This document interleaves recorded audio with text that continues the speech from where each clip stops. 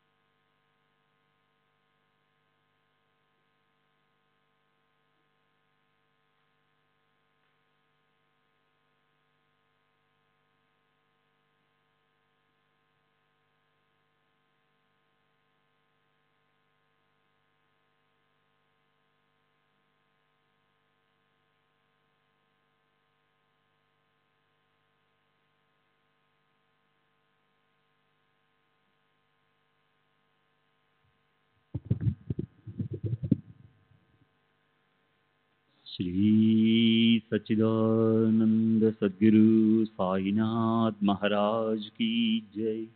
सद्गुरु श्री साईनाथ शरद बाबूजी की जय।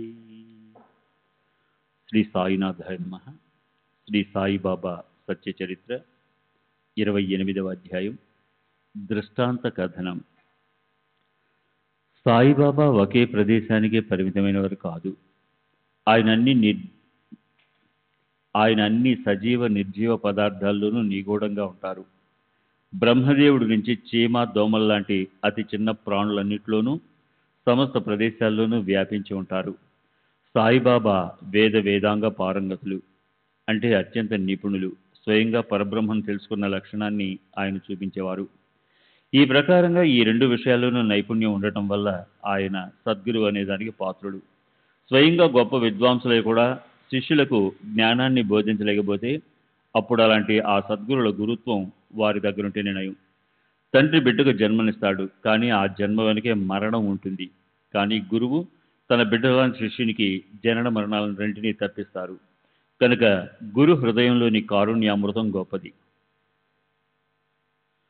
ఇప్పుడు గడిచిన సందర్భంలో చెప్పినట్లు స్వప్నాలకు సంబంధించిన ఈ అధ్యాయాన్ని వినండి.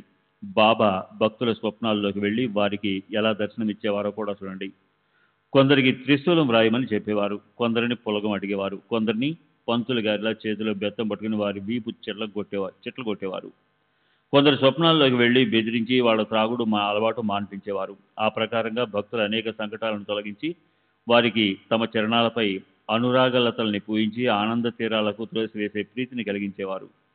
అలా ఒకరి వీపును చెట్లు కొట్టి రుబ్బుడు పత్రంతో వారి ఛాతీపై రుద్దటం గురించి నేను గడిచిన 13వ అధ్యాయంలో చెప్పాను. దాన్ని శ్రోతలు మొదటే విన్నారు. రాబోయే కథలోని నవనీతను ఏం చెప్పమంటారు? దాన్ని వినేవాళ్ళు ధన్యులు, దాన్ని గానం చేసేవారు లేదా చెప్పేవారు ఇద్దరూ ధన్యులు. ఇద్దరూ తమ తమ స్థానాల్లో తల్లీనులవుతారు. అక్షయం అంటే ఎన్నటికీ తగ్గని లేదా నశించని సుఖ లాభాన్ని పొందుతారు. అబద్ధము, దుష్ప్రవర్తన, నింద మొదలైన వినటం వల్ల కలిగే పాపాలను క్షాళనం చేసి సదా పుణ్యాన్ని కలిగించే మహాత్ముల కథలు మళ్ళీ మళ్ళీ స్పష్టం చేసి చెప్పుకుందాం. ఇప్పుడు ఆ కథల గురించిన వర్ణననే శ్రోతలతో నేను చెప్తున్నాను. వాటిని శ్రద్ధగా వింటే అందులో మీకు సాయిబాబా యొక్క కృప అడుగడుగునా కనిపిస్తుంది. ర్యాలీ సోదరులు గ్రీకు వ్యాపారులు. ఆ రోజుల్లో హిందూ దేశమంతటా తిరిగి కొనుగోలు చేసేవారు. వారి శాఖలు ప్రతి పట్టణంలోనూ ఉండేవి. వాటిలో ముంబై నగరం కూడా ఒకటి. అందులో అధికారుల దగ్గర లక్ష్మీ చంద్ ఉద్యోగం చేసేవాడు. అతనెంతో విశ్వాసపాత్రుడు, ఆజ్ఞాధారకుడు. అక్కడ అతను పత్ర వ్యవహారాలు చూసే గుమస్తాగా పనిచేస్తుండేవాడు. మొదట్లో అతను రైల్వే శాఖలో ఉండేవాడు. తరువాత వెంకటేశ ముద్రణాలయంలో పనిచేశాడు. ఆ రోజుల్లో అతనికి సాయితో సమాగమం ఎలా లభించిందో వినండి. నా వాళ్ళు విదేశంలో ఉన్నా 1000 క్రోసుల దూరంలో ఉన్నా నేను వాళ్ళని పిచ్చుక పిల్ల కాళ్ళకి దారం గడ్డి లాగినట్టు నా దగ్గరకు లాక్కుంటాను అని బాబా ఎన్నోసార్లు అంటూ ఎంతోమంది విన్నారు.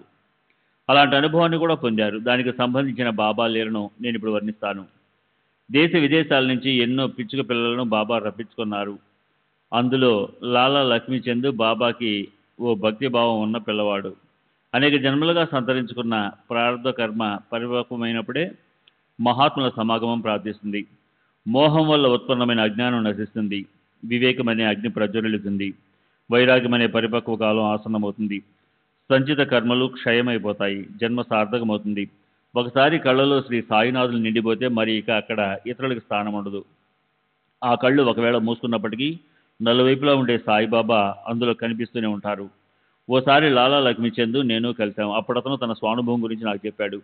ప్రేమపూర్వకంగా హృదయ కుహరంలో పదిలపరుచుకున్న ఆ విషయాన్ని శ్రోతలకు చెప్పాలన్న ఉత్కంఠతను ఆపుకోలేక నేను ఇప్పుడు చెప్తున్నాను. లాలా గారికి సాయిబాబా పిలుపు వచ్చింది. అది కూడా బాబా అలౌకిక లీలే. చెవులని మనసుని ఏకం చేసి భక్తులైన శ్రోతలు దాన్ని వినండి. శ్రీ సచ్చిదానంద సద్గురు సాయినాథ్ మహారాజ్ की जय. सद्गुरु श्री साईनाथ शरद बाबू जी की जय.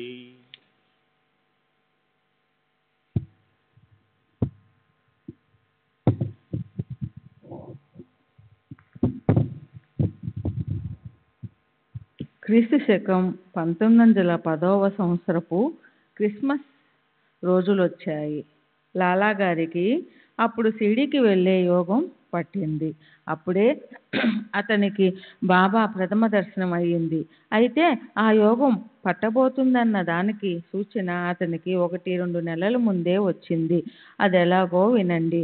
శాంతాక్రూజ్ గ్రామంలో ఉన్నప్పుడు మనసులో ఏ ఆలోచన లేకపోయినా లాలా గారికి అనుకోకుండా ఓ కలొచ్చింది. అందులో ఓ అద్భుతమైన ప్రత్యక్ష అనుభవం కలిగింది. భక్తులు అన్ని వైపులా పరివేష్టించి ఉండగా గడ్డం ఉన్న ఓ వృద్ధ సాధువు నిలబడి ఉండడాన్ని లక్ష్మీచంద్ చూశాడు. అతను ఆయనకి ప్రేమపూర్వకంగా నమస్కరించాడు. తర్వాత లక్ష్మీచంద్ గనుదాసు కీర్తన వినడానికి దత్తాత్రేయ మంజునాథ్ బిజూర్ అనే పేరు గల వ్యక్తి ఇంటికొచ్చాడు. దాసకను తన నియమ పద్ధతిని అనుసరించి సాయిబాబా చిత్రాన్ని అక్కడ ఎదురుగా పెట్టాడు. అది చూడగానే లక్ష్మీచంద్కి కళ్ళల్లోని మూర్తి గుర్తొచ్చింది. అదే గడ్డ, అదే వయసు, అదే దేహం, అదే పాదాలు చూసి లక్ష్మీచంద్కి ఆయనే తన స్వప్నంలో కనిపించిన మహాత్ముడని నిశ్చయంగా అనిపించింది. అప్పుడు అతని మనసు మోగబోయింది. అసలే అది దాసగను కీర్తన, అందులోనూ తుకారాం ఆఖ్యానం, పైన ఆ స్వప్నంలోని సాధు దర్శనం. లాలాగారు ఎంతో పారవశ్యం చెందాడు. అతని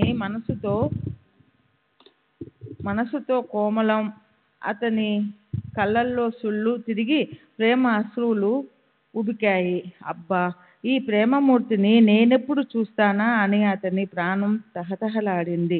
మొదట్లో స్వప్నంలో కనిపించిన మూర్తే అచ్చుగుద్దినట్లు కీర్తనలో కనిపించింది. దానివైపు అతని మనసు లాగింది. అది తప్ప అతని మనసులోకి ఇంకేమీ రావటం లేదు. షిరిడీకి నాతో తోడుగా ఏ మిత్రులొస్తారు? ఆ మహాత్ముని చరణాల్లో ప్రత్యక్షంగా నా శిరస్సుని ఎప్పుడు పెడతాను? ఆ సాధు దర్శనం నాకెప్పుడు కలుగుతుంది? ఆ ప్రేమలోని ఆనందం నాకసలు లభిస్తుందా అని లక్ష్మీచంద్కి అదే పనిగా చింత కలిగింది. ఇప్పుడు దారి ఖర్జులకి ఏర్పాట్లు చేసుకోవాలి. అసలు మొదట చేయవలసింది ఆ సాధు దర్శనం. వెంటనే అయ్యే ఉపాయాన్ని వెతకడం. దైవం సదా భావం కోసం అలమటిస్తూ ఉంటాడు. ఏ చమత్కారం జరిగిందో చూడండి.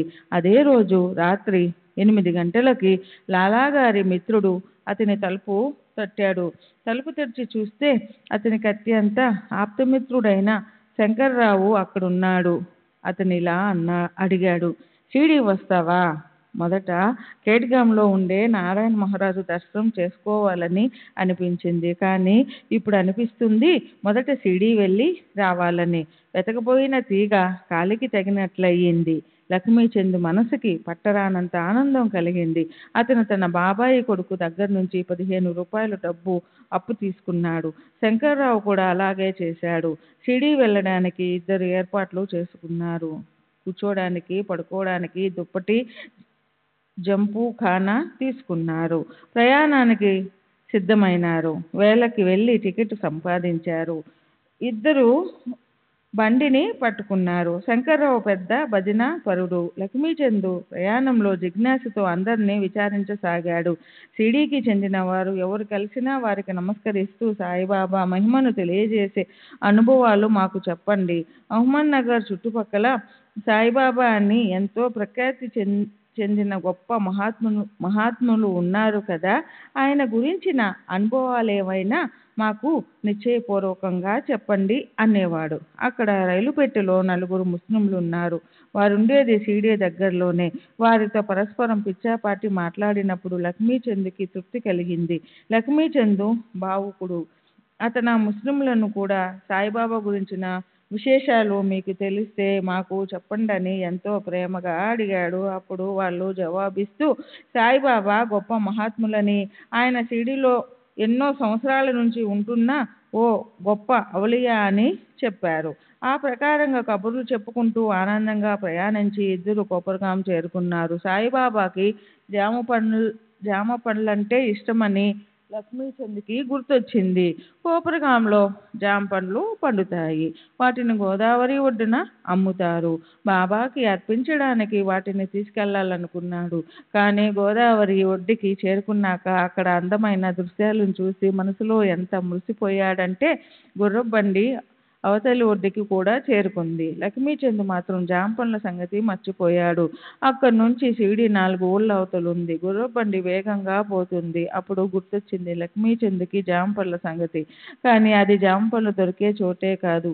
ఇంతలో ఓ వృద్ధురాలు తల మీద పెద్ద తట్ట పెట్టుకుని గుర్రబండి వెనకాల పరిగెత్తడం అతనికి కనిపించింది. ఆమె గురించి బండి ఆపితే అవి జాంపండ్లే అమ్మకానికి వచ్చినాయి. లక్ష్మీచంద్ ఆనందభరితుడై ఎంచి పళ్ళు తీసుకున్నాడు. తట్టులో మిగిలి ఉన్న పళ్ళను ఆ వృద్ధురాలు నా తరపున బాబాకి అర్పించండి అంటూ ఇచ్చేసింది. మొదట జాంపళ్ళు గుర్తు రావడం, తర్వాత వాటిని మర్చిపోవడం, ఆ తర్వాత వృద్ధురాలు అనుకోకుండా కలవడం, ఆవిడకున్న ఆ సాయి భక్తి, ఇదంతా చూసి ఇద్దరికి మనసులో చెప్పలేనంత ఆశ్చర్యం కలిగింది. మొదట వృద్ధుడు స్వప్నంలో కనిపించడం, ఆయనే ఆ తర్వాత హరికథలో తగలడం, ఈ వృద్ధురాలు ఆయనకి కావలసిన మనిషి కాదు కదా అన్న సంశయం కలిగింది లక్ష్మీచంద్కి. అప్పుడు గుర్రబండి ముందుకు సాగింది. అలా మాట్లాడుకుంటూ వాళ్ళిద్దరూ షిరిడి చేరుకున్నారు. దూరంగా మసీదు మీద జెండాలు గాలికి రెపరెపలాడుతూ కనిపించాయి. ఇద్దరు భక్తి ముప్పిరిగొనగా వాటికి చేతులు జోడించి నమస్కరించారు. వెంటనే పూజా సామాగ్రి తీసుకొని వాళ్ళు మసీదుకి వెళ్ళారు. సాయిబాబా దర్శనం చేసుకున్నప్పుడు మనసంతా ఆనందంతో నిండిపోయింది. ఎంతో తృప్తి కలిగింది. ప్రాంగణ ద్వారంలోంచి సభా మండపంలో ప్రవేశించినప్పుడు దూరం నుంచి బాబా మూర్తిని చూసి వాళ్ళకి కంఠం రుద్ధమయ్యింది. వాంఛించిన మూర్తి దర్శనం అవడం వల్ల లక్ష్మీచంద్ మైమర్చిపోయాడు. ఆకలిని, దాహాన్ని మర్చిపోయాడు. ఆత్మజ్ఞాన అనుభవంతో కలిగే ఆనందమనే ఉత్సాహం ప్రాప్తించింది. చేతిలో స్వచ్ఛమైన జలాన్ని తీసుకొని బాబా చరణ కమలాలు కడిగాడు. ఆర్ఘ్యపాద్యాలతో పూజ చేసి కొబ్బరికాయ సమర్పించాడు. ధూప దీప తాంబూలాలతో పూజోపచారాలు పూర్తి చేశాడు. మనసులోనే ప్రదక్షిణ చేశాడు. బాబా మెల్లో పూలదండ వేసి లక్ష్మీచంద్ ఆయన పాదాల దగ్గర కూర్చున్నాడు. లక్ష్మీచంద్కి ప్రేమ, భక్తి రెండూ ఉన్నాయి. అతను గురుకృప ఆనందంలో తడిసి ముద్దైపోయాడు. సాయి చరణాలనే కమలాలను చూసి తుమ్మెదలా అతను అక్కడే ఉండిపోయాడు. అప్పుడు బాబా ఇలా అన్నారు, వెధవ, దారిలో ఓ పక్క భజన చేస్తూనే ఉంటివి, ఇక వేరే వాళ్ళని అడగడం ఎందుకు? ఇతరులను అడిగేదేమిటి అసలు? అంతా మన కళ్ళతో మనమే చూడాలి. రెండో వ్యక్తిని ఎందుకు అడగడం? కళ నిజమో అబద్ధమో నువ్వే ఆలోచించుకో. మార్వాడి నుంచి అప్పు తీసుకొని దర్శనం చేసుకోవాల్సిన అవసరం ఏమిటి? ఇప్పుడు నీ కోరిక తీరిందా? అది విని లక్ష్మీచంద్కి చాలా అద్భుతం అనిపించింది. దారిలో తాను వాకాపు చేసిన విషయం ఇక్కడ బాబాకు ఎలా తెలిసింది? అదే లక్ష్మీచంద్కి చెప్పరానంత దిగ్భ్రాంతిని కలిగించింది. తనకు ఇంట్లో కల రావడం, రైలు బండిలో తాను భజన చేయడం, ఈ విషయాలన్నీ బాబాకు ఎలా తెలిసాయి? నిజంగా ఈయనది ఎంతటి సర్వజ్ఞత! దర్శనం చేసుకోవాలన్న ఉత్కంఠ అయితే కలిగింది. డబ్బు తక్కువ పడడము నిజమే, కనుక అప్పు తీసుకొని వచ్చానన్న సంగతి కూడా ఈయనకు తెలిసింది కదా. లక్ష్మీచంద్ ఆశ్చర్యానికి అంతులేదు. సాయి పవిత్ర పాదాలనే పద్మాలకు ఆకర్షితులైన తుమ్మెదలు అంటే అక్కడ పోగైన భక్తులందరికీ ఎంత విస్మయం కలిగిందంటే, నిజంగా బాబా కుశలత తర్కానికి అందనిది. అప్పు తీసుకొని పండుగ జరుపుకోవడం లేదా యాత్ర చేయడం అంటే అసలు అప్పు చేయడం బాబాకి నచ్చదు. ఇదే ఇక్కడి ముఖ్యమైన బోధ. సరే, భక్తులందరితో కలిసి లక్ష్మీచంద్ అతని మిత్రుడు శంకర్రావు సాటేవాడకి వెళ్ళారు.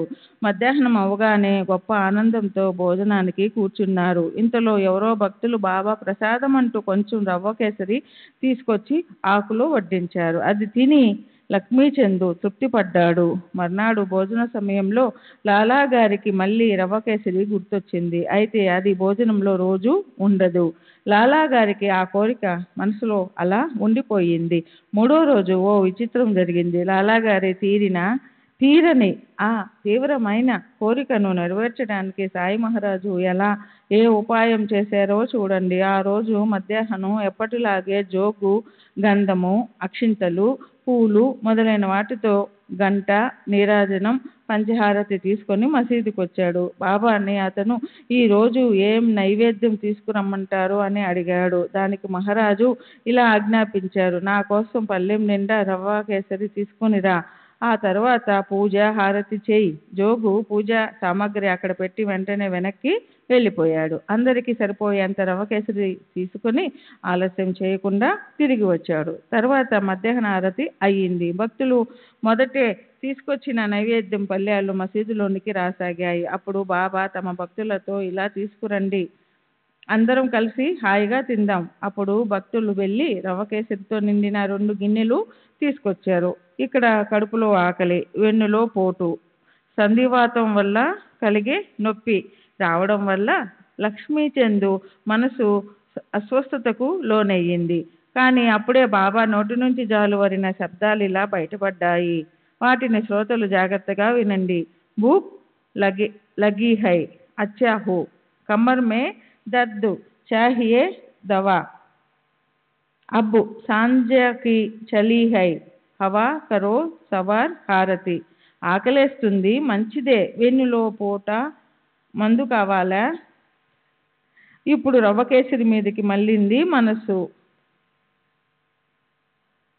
హారతి ఇవ్వండి. లక్ష్మీచంద్ మనసులో ఉన్నవన్నీ బాబా మాటల్లో స్పష్టంగా ప్రతిబింబించాయి. సర్వజ్ఞులైన మహారాజు మనసులో ఇతరుల మనసులోని ఆలోచనలు వాళ్ళు చెప్పుకోకుండానే తెలిసేవి.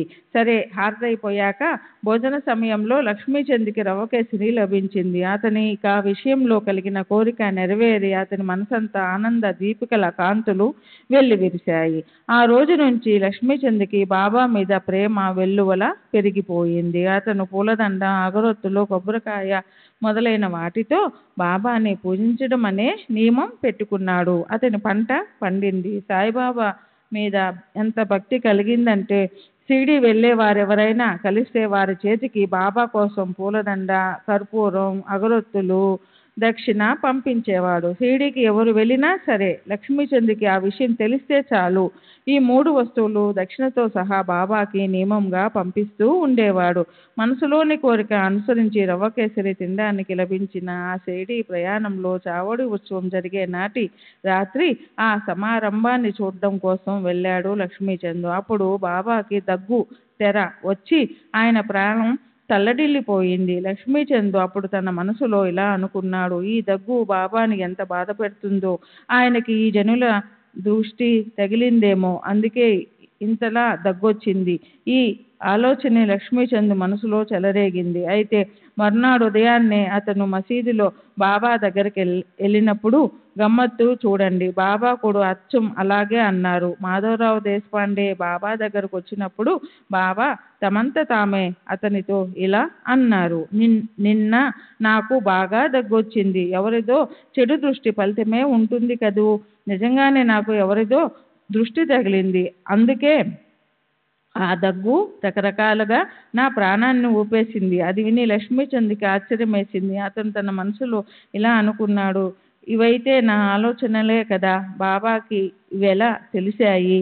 అందరి హృదయాలలోనూ ఆయన ఉంటారు కదూ, అందుకేనేమో. అప్పుడు లక్ష్మీచంద్ చేతులు ముకులించి బాబాతో ఇలా విన్నపం చేశాడు. తమ దర్శనంతో ఎంతో ఆనందం కలిగింది. ఇలాగే కృప చూపుతూ మహారాజు మమ్మల్ని ఎప్పుడు రక్షించాలి.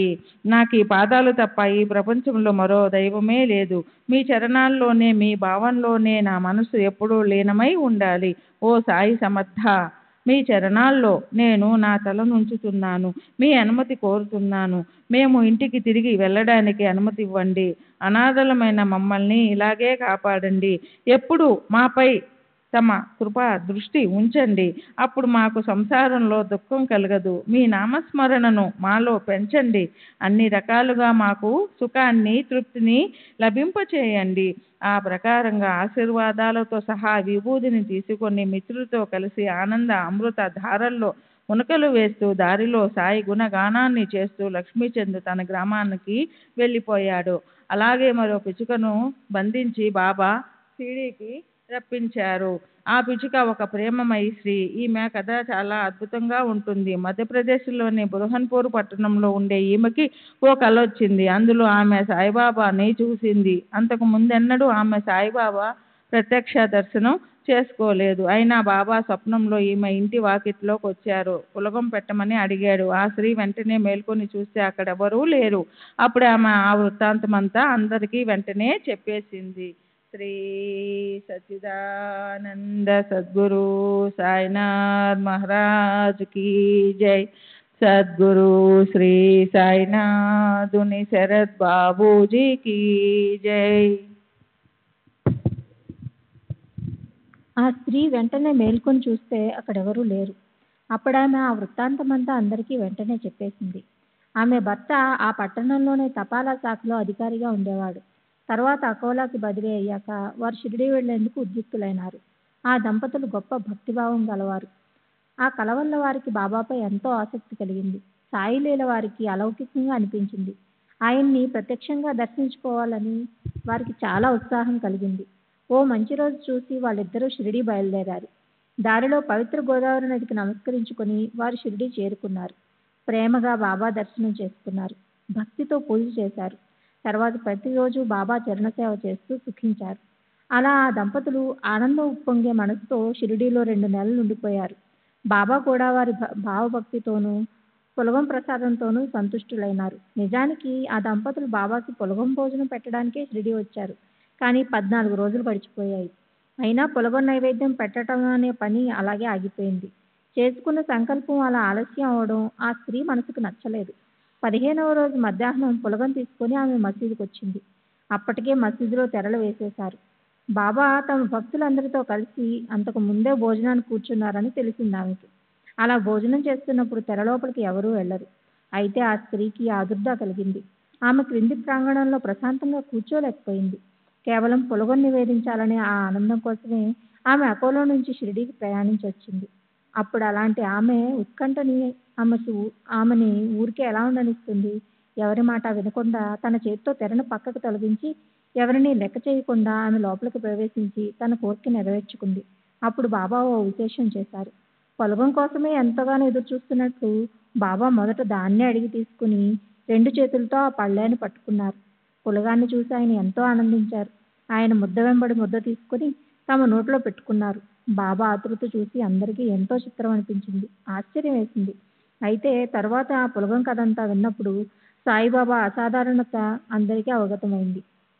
ఇప్పుడు తర్వాత కథ వింటే శ్రోతల మనసులో ప్రేమ వరదలై పొంగుతుంది.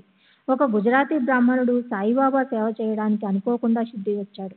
మొదట్లో అతను రావ్ బహదూర్ సాటే కింద పనిచేసేవాడు.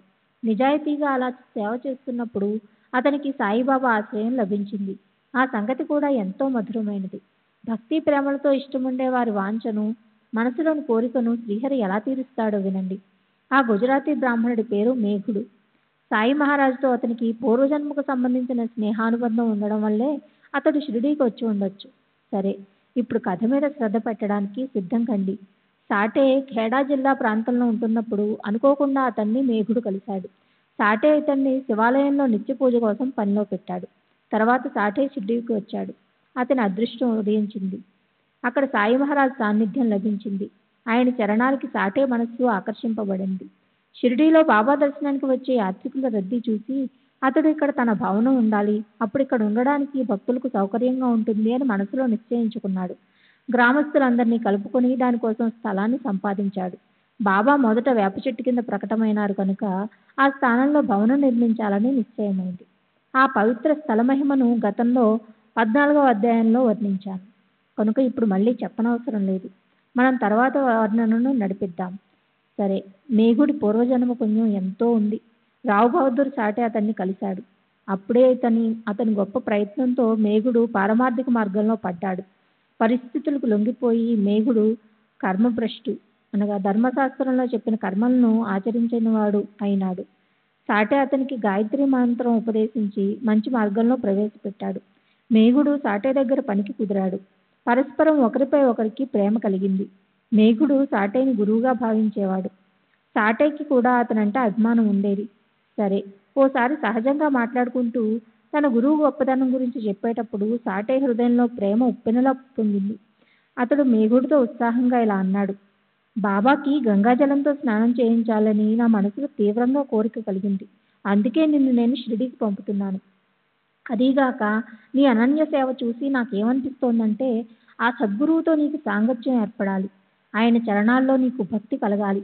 వెళ్ళు వెళ్ళు, కాయ వాచ మనస నువ్వు ఆ సద్గురువు పాదాలను పట్టుకో. నీ దేహం సార్థకమవుతుంది.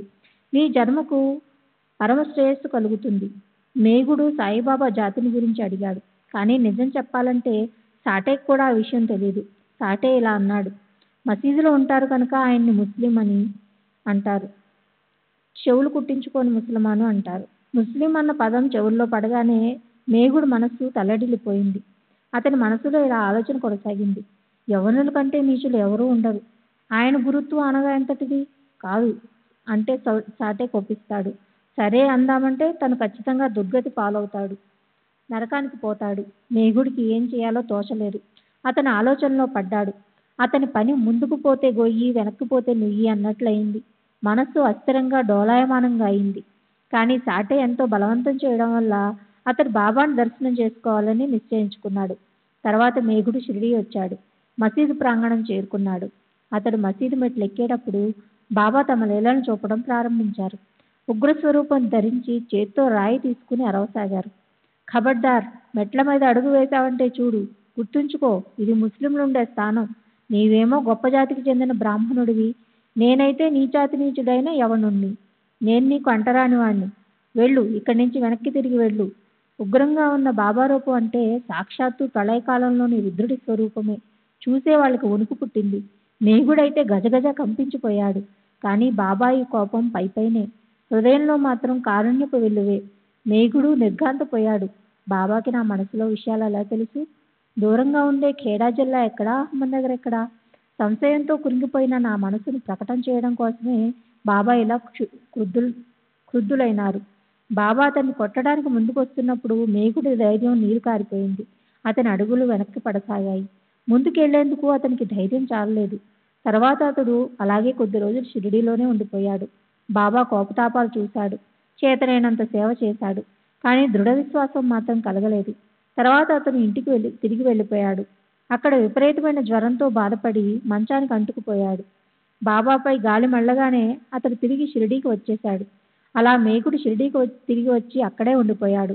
అతనికి సాయిబాబా చరణాలపై భక్తిభావం కుదిరింది. సాయికి అతను అనన్య భక్తుడైనాడు. సాయియే అతని ఏకైక దైవం. మేఘుడు మొదట శివభక్తుడు. సాయి పదాల్లో అనురక్తి కలగగానే సాయినే అతడు శంకరుడిగా భావించసాగాడు.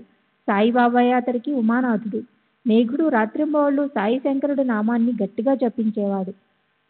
అతని అంతఃకరణ ప్రవృత్తి కూడా సాయి శంకరుని స్వరూపంలో సంపూర్ణంగా ఏకరూపమై చిత్తం ఎంతో పవిత్రమై పాపరహితంగా అయిపోయింది.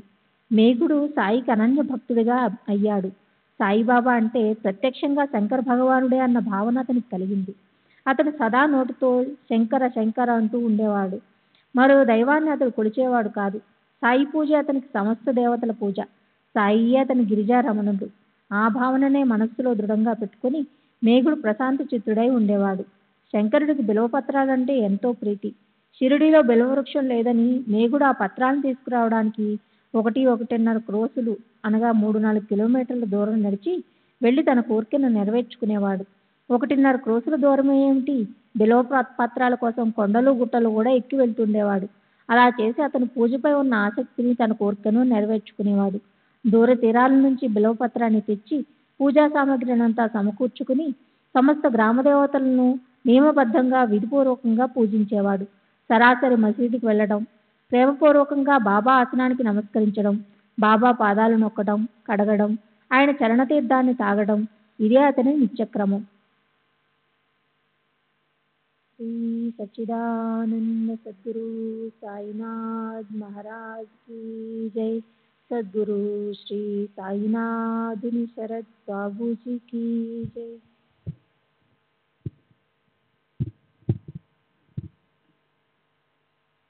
మేకుడికి చెందిన మరో కథను వింటే శ్రోతల మనసులకు ఆనందం కలుగుతుంది. సాయిబాబాకి గ్రామదేవతల పట్ల ఉన్న ఆదరం, సాయిబాబా సర్వవ్యాపకత వారికి తెలుస్తుంది. మేకుడు షిరిడీలో ఉన్ననాళ్ళు ప్రతిరోజు మధ్యాహ్న ఆరతి చేసేవాడు. మొదట సమస్త గ్రామదేవతలను పూజించి ఖండోబా, గణపతి, శని, శివపార్వతులు, మారుతి, లక్ష్మీదేవి మొదలైన వారు అతను మసీదు వెళ్ళేవాడు. అలాంటి అతని నిత్య నియమం ఒకరోజు తప్పిపోయింది. ఎంత ప్రయత్నించినా ఖండోబా పూజ జరగలేదు. పూజించడానికి ఎంత ప్రయత్నించినా, ఎంత ప్రయాసపడినా తలుపులు తెరుచుకోకపోవడం వల్ల పూజను అలాగే ఆపేసి మేఘుడు హారతి తీసుకుని మసీదుకు వచ్చాడు. అప్పుడు బాబా అతనితో, ఈరోజు నీ పూజకి అంతరాయం కలిగింది.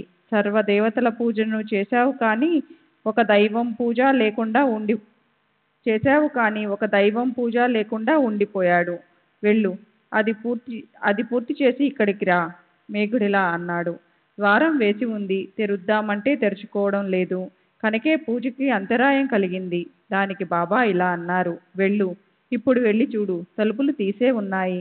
మేఘుడు వెంటనే ఒక్క క్షణం వృధా చేయకుండా అక్కడికి వెళ్ళినప్పుడు ఖచ్చితంగా బాబా అన్న మాటలు అతనికి అనుభవంలోకి వచ్చాయి.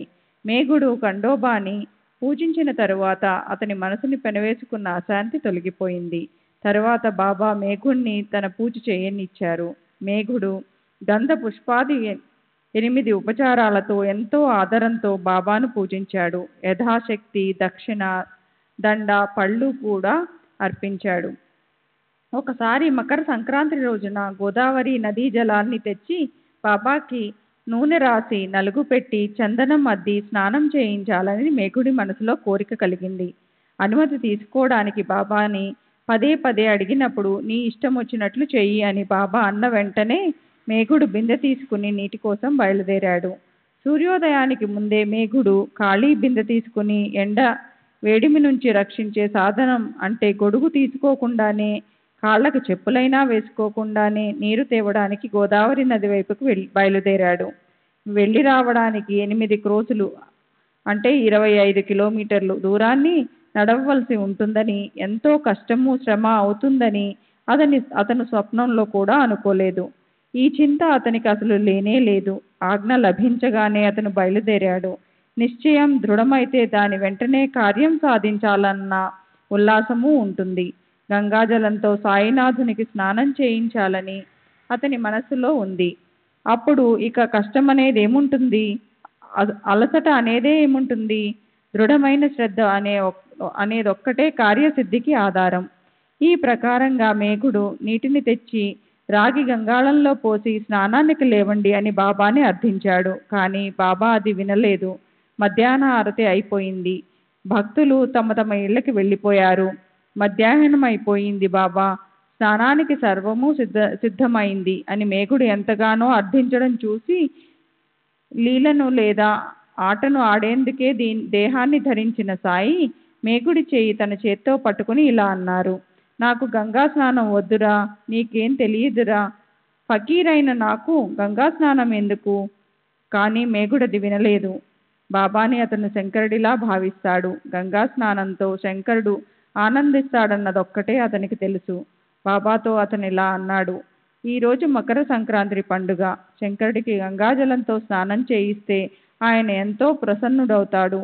అప్పుడు అతని ప్రేమను చూసి, పరిశుద్ధమైన మనసును చూచి, చెదరని దృఢ నిశ్చయం చూసి బాబా సరే నీ కోరిక నెరవేరుతుంది అని లేచి స్నానం కోసం వేసిన పీట మీద కూర్చున్నారు. మేఘుడి ముందు తలొంచి తలపై కొద్దిగా నీటిని పోయి, అన్ని అవయవాల్లోకి ముఖ్యం తల, దానిపై కొద్దిగా నీరు చిలకరిస్తే పూర్తిగా స్నానం చేయించినట్లవుతుంది. నా మాట వినరా?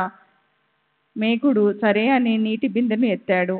తల మీద పోస్తుంటే అతని ప్రేమ ఎలా పొంగులు వారిందంటే హరగంగే అంటూ అతను వాటిని బాబా దేహంపై పూర్తిగా పోసేశాడు.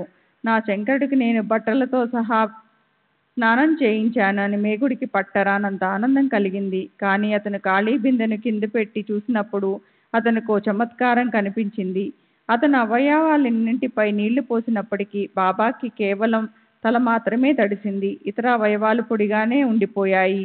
దుస్తులపై ఒక్క నీటి బొట్టైనా లేదు. మేఘుడి అభిమానం కరిగిపోయింది. ఆ సమయంలో అక్కడున్న వారందరూ ఆశ్చర్యచకితులైనారు. ఈ ప్రకారంగా శ్రీ సాయి మహారాజ్ భక్తుల ముచ్చటిని తాము పూర్తిగా తీర్చేవారు. నీ మనసులో స్నానం చేయించాలని ఉంటే నీ ఇష్టం వచ్చినట్లు చేయించు, కానీ అందులో కూడా నా రహస్యం నీకు సహజంగా తెలుపుతాను, అది గుర్తుపెట్టుకో. ఇదే సాయి భక్తి యొక్క సారం. అదృష్టవశాత్తు ఆ భక్తి అంటూ ఏర్పడితే అప్పుడు ఆ భక్తులు దేన్నైనా ప్రాప్తింప చేసుకోగలరు.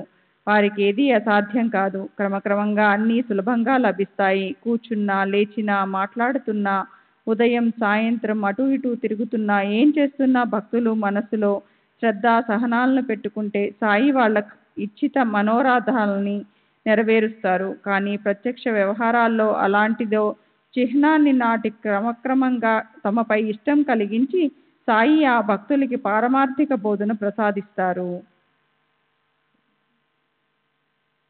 శ్రీ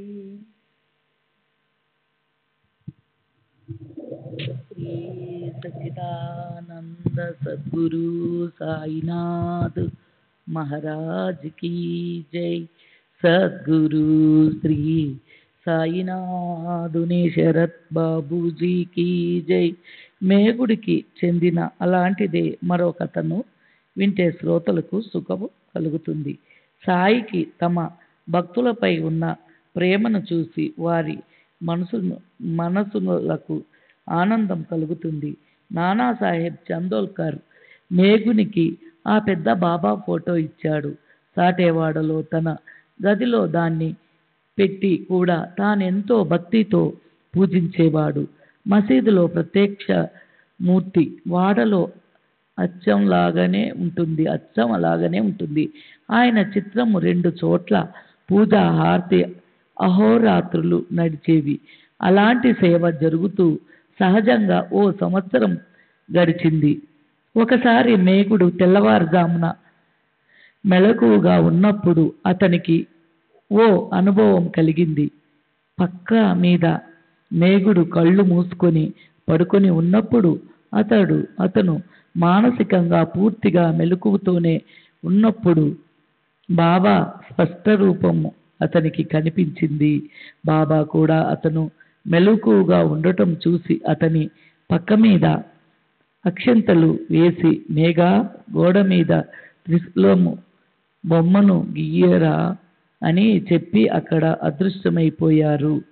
బాబా మాటలు చెవుల్లో పడగానే మేఘుడు ఎంతో ఆనందంతో పులకరించిపోతూ కళ్ళు తెరిచాడు. కానీ బాబా అదృశ్యమవటం చూసి అతనికి ఎంతో ఆశ్చర్యం అనిపించింది. మేఘుడు చూసినప్పుడు పక్క మీద అన్ని వైపులా అక్షంతలు పడి ఉన్నాయి. వాడా తలుపు ఇదివరకటిలా అలాగనే మూసివేసి ఉంది. మేఘుడు ఇంకెంతో సందేహం కలిగింది. అతను బాబా దర్శనానికి మసీదుకి వెళ్ళి ఆయనకి త్రిశూలం సంగతి చెప్పాడు.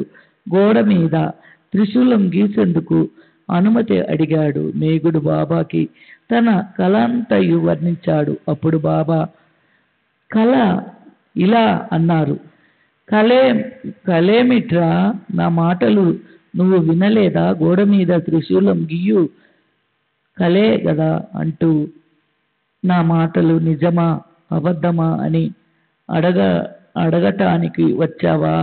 నా మాటలకి అర్థం చాలా స్పష్టంగా ఉంది. ఇందులోని ఒక్క అక్షరం కూడా వ్యర్థం కాదు. మేఘుడిలా అన్నాడు, మీరు నన్ను మేల్కొల్పాలని మొదట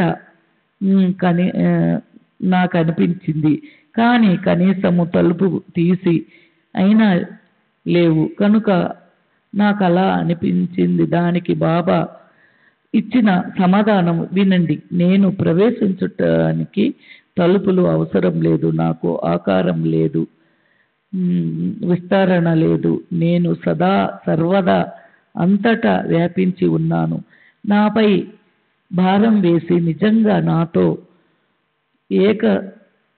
ఏక రూపులో వారికి సకల శరీర వ్యాపారాలను నేను సూత్రధారినై నడిపిస్తాను. సరే. తర్వాత బాబా త్రిశూలం గీయమని చెప్పటానికి నిష్కరణం ఎంత కుశలతతో ఎంత ఆశ్చర్యకరంగా ఉంటుందో అది శ్రద్ధగా వినండి. అప్పుడు దానికి సంబంధించిన నిశ్చయం ఏర్పడుతుంది. ఇక్కడ మేఘుడు వాడలో త్రిశూలాన్ని గీయటం ప్రారంభించాడు. గోడ మీద బాబా చిత్రం పక్కనే ఎరుపు రంగులో త్రిశూల కృతిని గీశాడు. మర్నాడు మసీదులో రామదాసు సంప్రదాయానికి చెందిన ఒక బాబా భక్తుడు పూణే నుంచి వచ్చాడు. బాబాకి నమస్కరించి అతను బాబాకి శివలింగాన్ని అర్పించాడు. అంతలో మేఘుడు కూడా అక్కడికి వచ్చి అతను బాబాకి సాష్టాంగ నమస్కారం చేశాడు. బాబా అతనితో ఇలా అన్నాడు, శంకరుడే వచ్చాడు, అతన్ని నీవు జాగ్రత్తగా చూడు. ఈ ప్రకారంగా త్రిశూలం గీయమని స్వప్నము వచ్చిన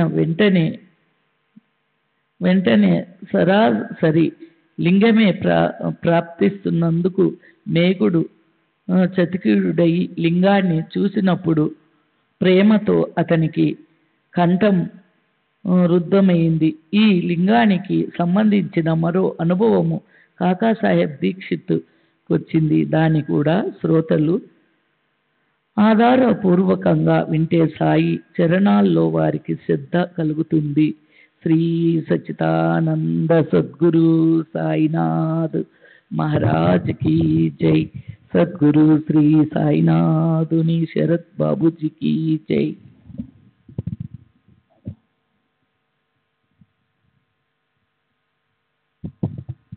श्री सच्चिदानंद सद्गुरु साईनाथ महाराज की जय. सद्गुरु श्री साईनाथ शरद बाबूजी की जय. ఇక్కడ లింగాన్ని తీసుకొని మేగుడు మసీద్ నుంచి బయలుదేరినప్పుడు వాడాలో కాకా దీక్షిత్ స్నానం చేసి సాయి స్మరణలో లీనమైనాడు. ఉతికిన వస్త్రంతో దేహాన్ని తుడుచుకొని రాతి మీద నిలబడి తువ్వాలను తల మీద వేసుకొని సాయిబాబాను స్మరించుకోసాగాడు. ప్రతిరోజులాగే నియమంతో తలపై తువ్వాలు కప్పుకొని నామస్మరణ చేస్తున్నప్పుడు అతని ఎదుట ఆనందంతోనూ సంతుష్టి తొణికెసలాడే అందమైన మొహంతో మేగుడు తన ఎదుట నిలబడి ఉన్నట్లు కనిపించింది. మేగుడు ఇలా అన్నాడు, చూడు కాకా, బాబా నాకు శివలింగం ఇచ్చారు, ఇది చూడు. కాకాసాహెబ్కి ఈ లింగం విశిష్టతను చూసి ఆశ్చర్యంతో పాటు ఆనందం కూడా కలిగింది. ఒక్క క్షణం ముందర ఎవరి ఆకారము చిహ్నము ధ్యానంలో వచ్చాయో అదే లింగాన్ని చూసి దీక్షిత్ మనసు వెంటనే సుఖించింది. ఈ ప్రకారంగా గోడ మీద త్రిశూల ఆకారం గీయించి తన చిత్రం పక్కన శివలింగ స్థాపన చేయించారు బాబా. మేగుడికి శంకర్ని పూజ అంటే ఇష్టమని అతనికి శివలింగాన్ని ఇచ్చి అతని శివభక్తిని బాబా దృఢం చేశారు. నిజంగా బాబా కుశలత అద్భుతం. అలాంటి కథలు ఒకటేమిటి, లెక్కలేనని చెప్పుకోవచ్చు. కానీ గ్రంథం విస్తరిస్తుంది కనుక శ్రోతలు క్షమించాలి. అయినప్పటికీ మీకు వినాలన్న ఉత్సాహం ఉంది కనుక మరొక సంగతి చెప్తాను. రాబోయే అధ్యాయంలో సాయిబాబా చమత్కారం దీనికన్నా అలౌకికంగా అనిపిస్తుంది. హేమాడ్ పంతు సాయిబాబాకు శరణు వచ్చి ఆయన చరిత్రను శ్రోతలకి వినిపిస్తున్నాడు. దానివల్ల అందరికీ సంసార భీతి నశించిపోయి వారి సంకుటాలు నివారించబడతాయి. సర్వులకి శుభమస్తు. ఈ ప్రకారంగా సత్పురుషులు సజ్జనులు ప్రేరణ కలిగించిన భక్త హేమాడ్ పంత్ రచించిన శ్రీ సాయి సముద్ర సచ్చరిత్రలోని దృష్టాంత కథనమనే పేరు గల 28వ అధ్యాయం ముగిసింది. శ్రీ సద్గురు సాయినాథార్పణమస్తు. శుభం భవతు. 28వ అధ్యాయానికి పరిపూర్ణ వివరణ. కీర్తిశేషులు దాసగణ మహారాజ్ తన శ్రీ భక్త సారామృతంలోని 53వ అధ్యాయంలో మేగుడు గురించి ఎంతగానో జరిగినట్లుగా అందంగా వర్ణించాడు. తల్లో జటా జోటంతో దృఢమైన శరీరంతో ఉండే అతని వాక్కులో తనకి ఎంతో ఇష్టమైన హరహర శివ అనే నామమే అహోరాత్రులు నడుస్తుంటుంది. ఈ మేగుడు బ్రహ్మచారి. కర్మ మార్గం అంటే అతనికి ఎంతో ఇష్టం. సాటేతో కలిసి అతను షిరిడీకి వచ్చాడు. ప్రతిరోజు ఉదయాన్నే చన్నీటి స్నానం చేసి దేహమంతా భస్మం పూసుకొని ముఖ చర్మంపై కూర్చునేవాడు. పాల భాగంపై అడ్డుగా విభూతి రేఖలు దిద్దుకొని తెల్లటి చందనం పెట్టుకునేవాడు మేగుడు. తన దేహంలో తపోబలాన్ని మరొక జలంధరులా ప్రతిబింబించేవాడు. నిజంగానే మేగుడి తపస్సు గొప్పది. అతను బాబా హారతి కూడా ఒంటి కాలి మీదే నిలబడి చేసేవాడని అంటారు. నిజంగానే బాబాకి అతనితో ఏదో రుణానుబంధం ఉండి తీరాలి.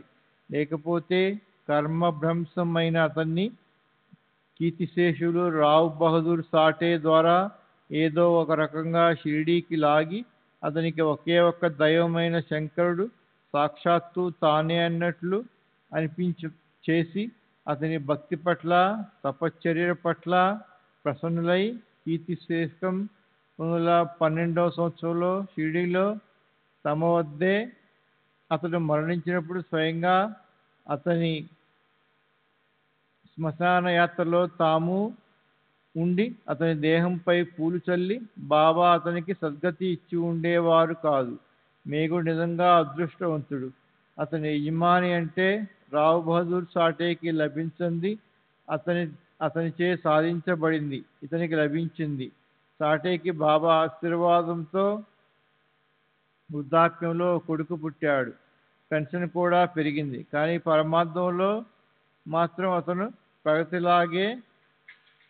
ప్రగతి అలాగే ఉండిపోయింది. బాబా తమ వద్ద అతని కామవాసనను ఆపట. సాటే ఒక చెడు ప్రవృత్తి గల స్త్రీ ఇంటికి పోయి ఏకాంతంలో ఒక నీతి బాహ్యమైన పని చేయబోతుంటే బాబా అతని ముందు అక్కడ హఠాత్తుగా ప్రకటమై దాన్ని ఆపేశారు.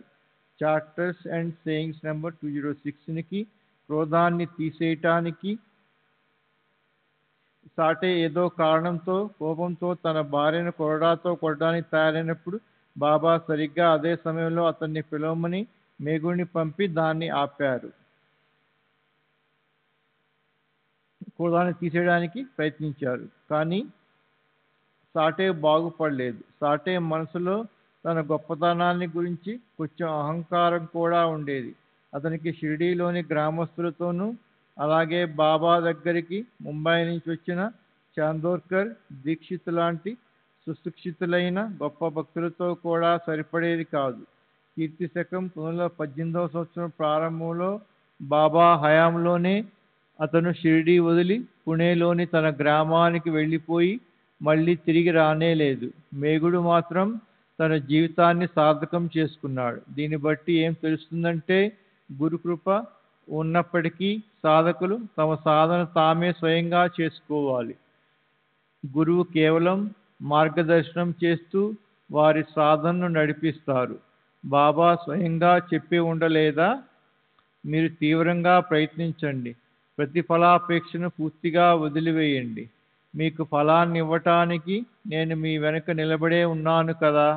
కానీ నిజం చెప్పాలంటే తీవ్రంగా ప్రయత్నించి పాలను మేము పితకాలి, పాలను మీరు యథేచ్ఛగా త్రాగాలా అంటారేమో, అది నాకు తెలియదు. మానవులు కార్యసాధనలో తత్పరులవ్వాలి. 29వ అధ్యాయం స్వప్న కథనం. షిరిడీలో మద్రాస్ వ్యక్తికి, బొంబాయిలో టెండూల్కర్ భార్యకి, గ్వాలియర్లో డాక్టర్ కెప్టెన్ హాటేకి బాబా స్వప్నానుభవాన్నిచ్చిన కథలు చెప్పడం. శ్రీ గణేశునికి నమస్కారం, శ్రీ సరస్వతీదేవికి నమస్కారం, శ్రీ గురు మహారాజుకి నమస్కారం, శ్రీ కులదేవతకి నమస్కారము, శ్రీ సీతా శ్రీ రామచంద్రులకు నమస్కారం, శ్రీ సద్గురు సాయినాథునికి నమస్కారం. ఈ అధ్యాయంలో కల్పనాతీతమైన శ్రీ సాయిబాబా కుశలతను నేను గడిచిన అధ్యాయంలో చెప్పిన దానికంటే ఎక్కువగా చెబుతాను. కథా సంగతి మునుపటిదిలాగానే ఉంటుంది. కీర్తి శకం 16వ సంవత్సరంలో గతంలో బాబా చేసే గొప్ప లీలలను విని ఒక భజన బృందం షిరిడీకి ఆయన దర్శనం కోసం వచ్చారు. వారు మద్రాసులో బాబా కీర్తిని విన్నారు.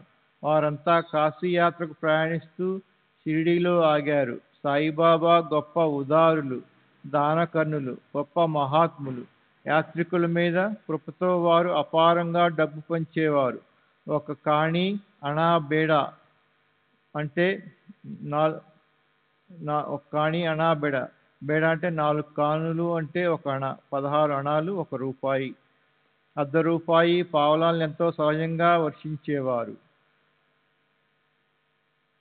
4 అణాలంటే 25 పైసలు, 8 అణాలంటే 50 పైసలు అంటే డబ్బును విరివిగా పంచేవారు. కొందరికి 10, కొందరికి 20, కొందరికి ₹50 ఇచ్చేవారాయన. ఇంతేనా, పండుగ లేదా ఉత్సవ సమయాల్లోనూ ఏదైనా విశేష కార్యం ఉన్నప్పుడు లేదా పర్వదినాల్లో మాత్రమే కాక ప్రతిరోజు పైన చెప్పినట్లు ఆయన ఎంతో సంతోషంగా డబ్బు పంచుతుండేవారు. నర్తకులు నర్తించేవాళ్ళు, గాయకులు పాటలు పాడుతుండేవారు, భట్రాదులు స్తుతి చేస్తుండేవారు, గారడీ వాళ్ళు ప్రదర్శనలు ఇచ్చేవాళ్ళు, హరిభక్తులు భజనలో లీనమైపోయేవారు. ఎప్పుడైనా మనసుకు తోస్తే బాబా ప్రయాణికులకు కూడా డబ్బు పంచుతారని, అలా ఆ మహారాజు యొక్క ఉదర స్వభావాన్ని, చేతికి ఎముక లేనట్లు దాన ధర్మాలు చేసే ఆయన కీర్తిని ఆ నోట ఈ నోట విని వీరు బాబాని దర్శనం చేసుకోవాలన్న కోరికను మనసులో పెట్టుకున్నారు. నిజంగా సాయినాథులు దయామృతమూర్తులు. దీనుల, బలహీనుల కష్టాలు, అవసరాలేవైనప్పటికీ వారిని హృదయపూర్వకంగా విచారించి ఆదుకునేవారు. ఒక పురుషుడు 3 స్త్రీలతో కలిసి, అంటే తాను, తన భార్య, మరదలు, కూతురు, ఆ నలుగురు అమూల్య అనురాగ చిన్మయ రేఖలను వెదజల్లే ఆ మహనీయుడి దర్శనం చేసుకోవాలని ఉబలాట పడ్డారు. సాయిబాబా దర్శనం చేసుకొని వారు తృప్తి చెందారు. ప్రతిరోజు నియమంగా ఆయన ముందు ప్రేమపూర్వకంగా భజన చేసేవారు. వారి సాంప్రదాయం రామదాసు. వారెంతో ఉత్సాహంతో భజన చేసేవారు. బాబా కూడా తమ మనసుకి తోచినంత రూపాయో ₹1 వారికి ఇచ్చేవారు. ఒక్కోసారి వారికి బర్ఫీ ఇచ్చేవారు. కొన్నిసార్లు ఖాళీ చేత్తో తిప్పి పంపేవారు. సాధారణంగా బాబా పద్ధతి ఇలా ఉండేది. అలా అన్నీ ఖచ్చితంగా ఎప్పుడూ అలాగే ఉండేది కాదు. డబ్బు పంచడం అనే మాట మాత్రం నిజం. అందులో అబద్ధమేమీ లేదు. కానీ అది అందరికీ ఇచ్చేవారు కాదు. ఆయన మనసులో ఏముందో ఎవరికీ తెలిసేది కాదు. ఫకీర్లు ఇతరులపై ఆధారపడి జీవించేవారు. భిక్షగాళ్ళు సదా బాబాని అడిగేందుకు వచ్చేవారు. బాబా ఎంత దయామయులైనప్పటికీ ఆయన అందరికీ దాన ధర్మాలు చేసేవారు కాదు. అది ప్రాప్తించే సమయం వచ్చిన వారికే ఆ సత్పురుషుడిచే సూచింపబడిన అదృష్టమనే సుఖపు డబ్బు నాణ్యాలు లభించేవి. దీనికి సంబంధించిన ఓ సంగతి వింటే శ్రోతలు సంతుష్టులవుతారు. దాన్ని మీ ముందు పెట్టి అప్పుడు ముందుకు నడుద్దాం. ఉదయాన్నే ఉపాహారం తీసుకొని బాబా మసీదులో దుని దగ్గర స్తంభాన్ని ఆనుకొని కూర్చున్నప్పుడు కొండాజీ అనే పేరుగల బాబా భక్తుడి కూతురు ఆమెని అక్కడికి వచ్చేది. 3 ఏళ్ల వయసుతో దిశములతో ఉన్న ఆ పిల్ల చేతిలో జింతాను ఉన్న తాంబూలంలో వేసుకునే లేదా అలాగే నోట్లో వేసుకునే పొగాకు రంగులో ఉండే చిన్న ఉండలు, మూత తెరిచిన రేకు డబ్బాని చేత్తో పట్టుకొని తల్లి జమీలితో కలిసి సరిగా సమయానికి హడావుడిగా వచ్చేది. ఆమెను ఎంచక్కా బాబా ఒళ్ళో కూర్చునేది. ఆ డబ్బా బాబా చేతికిచ్చి బాబా చేయి పట్టుకొని బాబా రూపాయి అంటుండేది. బాబాకి పిల్లలంటే మహా పిచ్చి. ఆ పిల్ల కూడా బొద్దుగా ముద్దుగా అందంగా ఉండేది. బాబా ఆమెను ముద్దు పెట్టుకొని చేత్తో ఆ పాపను మృదువుగా నిమురుతూ ఆమెను తమ పొట్ట మీద కూర్చోపెట్టుకునేవారు. బాబా ఆ పిల్లని పొట్ట మీద కూర్చోబెట్టుకున్న ఆమెని మనసు మాత్రం రూపాయి మీదే ఉండేది. జేబు వైపు చూస్తూ బాబా ఇవ్వనా, నాకివ్వవా అంటుండేది. ఆమెదైతే పసి స్వభావం. కానీ పెద్దవాళ్ళకు కూడా డబ్బు మీద అదే లోభం ఉంటుంది. వారు తమ స్వార్థం నెరవేర్చుకోవడానికి మహా అల్లాడిపోతారు. పరమార్థం కోసం మాత్రం పరితపిస్తూ ఎక్కడో ఒక్కరే అరుదుగా ప్రయత్నిస్తారు. పిల్ల బాబా ఒడిలో కూర్చునేది. ఆమె తల్లి కటకటాలకు బయట దూరంగా నిలబడి రూపాయి ఇచ్చే వరకు అక్కడి నుంచి కదలొద్దు అని ఆ పాపకు సైగలు చేస్తుండేది. అప్పుడు బాబా కోపంతో ఇలా అనేవారు, ఊరికే నా వెంట పడతావు? నీ బాబుకి ఏమైనా నేను బాకీ ఉన్నానా? అప్పనంగా తిని చావు, పనికిమాలినానా. కానీ ఆ కోపం బయటికి చూపడానికి మాత్రమే. లోపల హృదయంలో ఆప్యాయత ప్రసూన పరిమాణాలతో ప్రేమ తరంగాలు ఎగసిపడుతుండేవి. బాబా తమ జేబులో చేయి పెట్టి రూపాయిని బయటికి తీసి ఆ డబ్బాలో వేసి దాన్ని గట్టిగా మూసినప్పుడు అది టక్కుమని పెద్దగా శబ్దం చేసేది. డబ్బా చేతిలో పడగానే ఆ పిల్ల చెంగున గెంతుతూ వెంటనే ఇంటి దారి పట్టేది. పొద్దున పూట ఉపాహార సమయంలో ఇలా ప్రతిరోజు జరుగుతుండేది. అలాగే బాబా లిండికి వెళ్ళడానికి బయలుదేరినప్పుడు కూడా ఆమెనికి ₹1 ఇచ్చేవారు. కోపాన్ని కూడా అలాగే ప్రదర్శించేవారు. ఆ ప్రకారంగా ప్రతిరోజు ₹2 ఆమెకి, ₹6 జమలీకి, ₹5 దాదా కేల్కర్కి, 2 చొప్పున బాగోజీ షిండే, రాధాకృష్ణబాయిలకి, ₹10 నుంచి ₹15 వరకు తాత్యా కోతే పాటలకి, 15 నుంచి 50 వరకు ఫకీర్ బాబాకి, 8 నిరుపేదలకి ఆయన నిత్యం నియమంగా పంచేవారు. ఈ డబ్బులన్నీ లెక్క పెడితే రోజుకి ₹90 అవుతాయి. ఇంత డబ్బు బాబా ఆ రోజుల్లో ప్రతిరోజు పంచేవారంటే ఆ రాజేశ్వరుడి ఔదార్యం ఎంతటిది. ఆ రోజుల్లో ప్రభుత్వం బాబా మీద ఆదాయం పన్ను వేల దృష్టితో ఆ సమాచారాన్ని సేకరించడానికి ఒక అధికారిని నియమించింది. శ్రీ సచ్చిదానంద సద్గురు साईनाथ महाराज की जय। सद्गुरु श्री साईनाथ शरद बाबू जी की जय।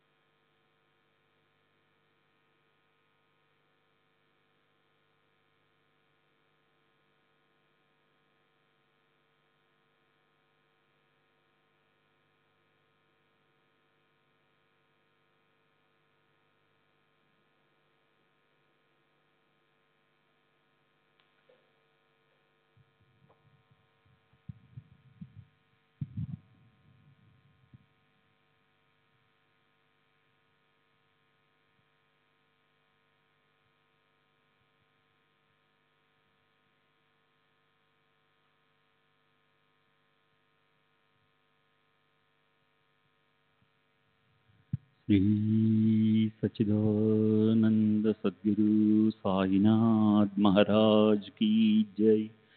सद्गुरु श्री साईनाथ शरद बाबू जी की जय।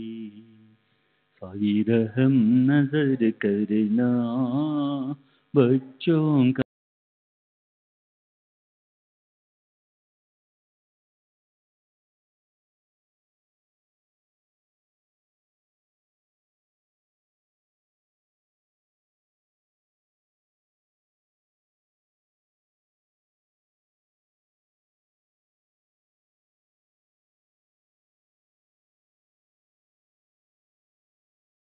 रहना। साई रहम नजर करना बच्चों का पालन करना। साई रहम नजर करना बच्चों का पालन करना। मैं अंधा हूँ बंदा आपका मुझसे पथ दिखलाना। मैं अंधा हूँ बंदा आपका मुझसे पथ दिखलाना। साई रहम नजर करना बच्चों का पालन करना। साई रहम नजर करना बच्चों का पालन करना। दास गणों कहे अब क्या बोलूं थक गई मेरी रसना। दास गणों कहे अब क्या बोलूं थक गई मेरी रसना। साई रहम नजर करना बच्चों का पालन करना। साई रहम नजर करना बच्चों का पालन करना। रहमो नजर करो अब मोरे साई। तुम दीन नहीं मुझे माँ बाप भाई। रहमो नजर करो मैं अंधा हूँ बंदा तुम्हारा। मैं अंधा हूँ बंदा तुम्हारा। मैं ना जानू मैं ना जानू मैं ना जानू अल्लाह इलाही रहमो नजर करो, रहमो नजर करो, अब मोरे साई तुम्हारी न नहीं मुझे माँ बाप भाई, रहमो नजर करो।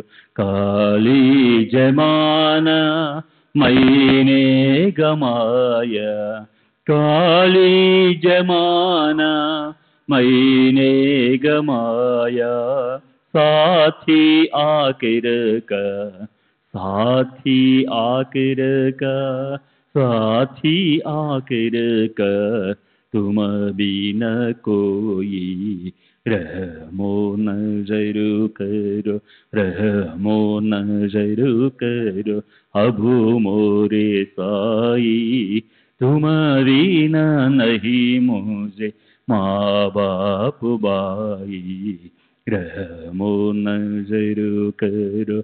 अपने मस्जिद का झाड़ू गड़ो है, अपने मस्जिद का झाड़ू गड़ो है, मालिक हमारे, मालिक हमारे, मालिक हमारे, तुम बाबा साई, रहमो नजर करो, रहमो नजर करो, अब मोरे साई तुम्हारी न नहीं मुझे माँ बाप भाई, रहमो नजर करो।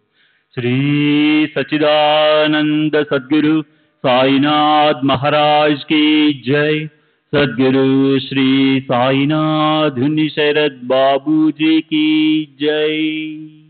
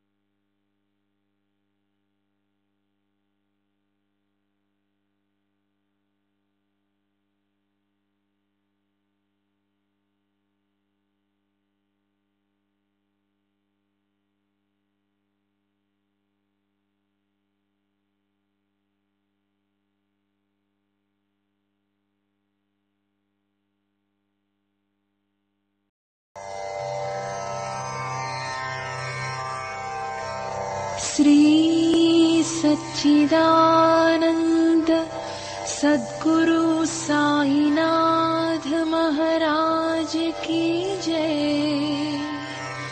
सद्गुरु श्री साईनाथुनि शरद बाबू जी की जय।